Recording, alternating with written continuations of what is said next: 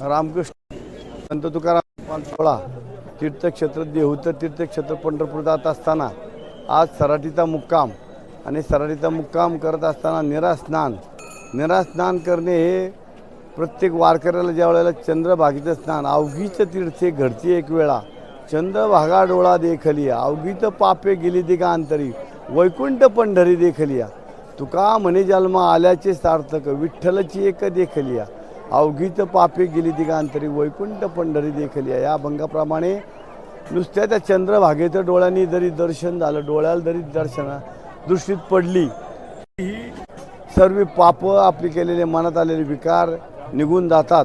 अशा पद्धतीचं तुकोबरायांनी या अभंगावरून वर्णन केलेलं आहे की या चंद्रभागेमध्ये एवढी मोठी ताकद आहे की आलेल्या प्रत्येकाच्या हृदयामधले विकार दळून जावत आपले अहंकार मीपणा दळून जावा आणि ही चंद्रभागा नुसती डोळ्यांनी जरी पाहिली तरी प्रत्येकाच्या मनातले आचार विचार चांगले शुद्ध व्हावेत।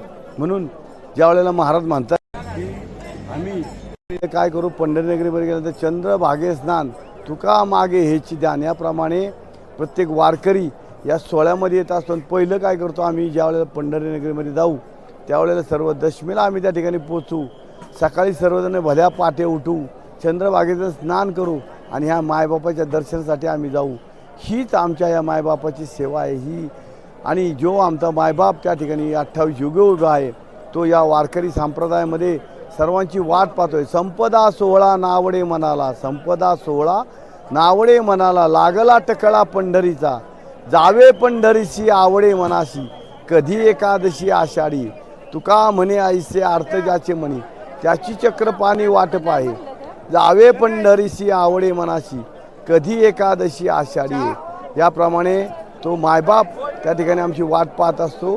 तर मित्रांनो तुम्ही आज पालखी सोहळ्यामध्ये येऊ शकले नाहीत काहींची अडचण आहे काही येऊ शकत नाहीत परंतु जे जे आलेत त्या सर्वांनी सोहळ्याचा आनंद सोहळ्यामध्ये सहभागी व्हा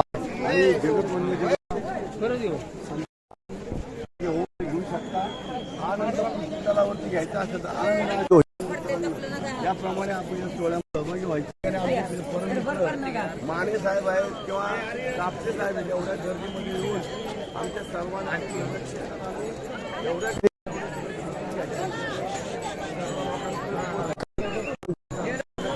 आपणही या सोहळ्यामध्ये या सहभागी व्हा।